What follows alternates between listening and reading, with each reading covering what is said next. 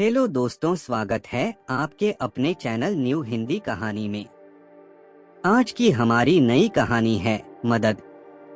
उस दिन सवेरे 8 बजे मैं अपने शहर से दूसरे शहर जाने के लिए निकला। मैं रेलवे स्टेशन पहुंचा, पर देरी से पहुंचने के कारण मेरी ट्रेन निकल चुकी थी। मेरे पास दोपहर की ट्रेन के अलावा कोई चारा नहीं था। मैंने सोचा कहीं नाश्ता कर लिया जाए। बहुत जोर की भूख लगी थी। मैं होटल की ओर जा रहा था। अचानक रास्ते में मेरी नजर फुटपाथ पर बैठे दो बच्चों पर पड़ी। दोनों लगभग 10 से 12 साल के रहे होंगे। बच्चों की हालत बहुत खराब थी। कमजोरी के कारण अस्थि पिंजर साफ दिखाई दे रहे थे। वे भूखे लग रहे थे। छोटा बच्चा बड़े को खाने के बारे में कह रहा था और बड़ा उसे चुप कराने की कोशिश कर रहा था। मैं अचानक रुक गया। दौड़ती भागती जिंदगी में पैर ठहर से गए। जीवन को देख मेरा मन भर आया। सोचा इन्हें कुछ पैसे दे दिए जाएं। मैं उन्हें 10 रु देकर आगे बढ़ गया। तुरंत मेरे मन में एक विचार आया, कितना कंजूस हूँ मैं। 10 रु का क्या मिलेगा? चाय तक ढंग से न मिलेगी।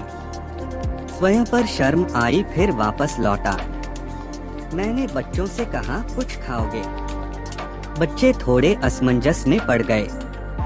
जी, मैंने कहा, बेटा मैं नाश्ता करने जा रहा हूँ, तुम भी कर लो।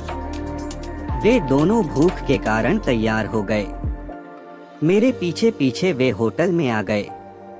उनके कपड़े गंदे होने से होटल वाले ने डांट दिया और भगाने लगा। मैंने कहा, भाई साहब उन्हें जो खाना है वो उन्हें दो, पैसे मैं दूंगा। होटल वाले ने आश्चर्य से मेरी ओर देखा। उसकी आंखों में उसके बर्ताव के लिए शर्म साफ दिखाई दी। बच्चों ने नाश्ता, मिठाई व लस्सी मांगी। सेल्फ सर्विस के कारण मैंने नाश्ता बच्चों को लेकर दिया। बच्चे जब खाने लगे, उनके चेहरे की खुशी कुछ निराली ही थी। मैंने भी एक अजीब आत्मसंतोष महसूस किया।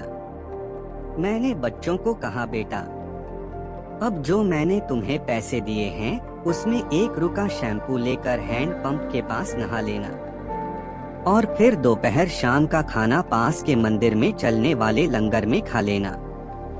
मैं नाश्ते के पैसे चुकाकर फिर अपनी दौड़ती दिनचर्या की ओर बढ़ निकला। वहां आसपास के लोग बड़े सम्मान के साथ देख रहे थे। होटल वाले के शब्द आदर में परिवर्तित हो चुके थे। मैं स्टेशन की ओर निकला। थोड़ा मन भारी लग रहा था। मन थोड़ा उनके बारे में सोचकर दुखी हो रहा था। रास्ते में मंदिर आया। मैंने मंदिर की ओर देखा और कहा, हे भगवान आप कहाँ हो? इन बच्चों की ये हालत, ये भूख, आप कैसे चुप बैठ सकते हैं? दूसरे ही क्षण मेरे मन में विचार आया, अभी तक जो उन्हें नाश्ता दे रहा था वो कौन था? क्या तुम्हें लगता है तुमने वह सब अपनी सोच से किया? मैं स्तब्ध हो गया। मेरे सारे प्रश्न समाप्त हो गए। ऐसा लगा जैसे मैंने ईश्वर से बात की हो। मुझे समझ आ चुका था हम निमित्त मात्र हैं। उसके कार्यकलाप वो ही जानता है, इसीलिए वो महान है। भगवान हमें किसी की मदद करने तब ही भेजता है जब वह हमें उस काम के लायक समझता है। यह उसी की प्रेरणा होती है। किसी मदद को मना करना वैसा ही है जैसे भगवान के काम को मना करना।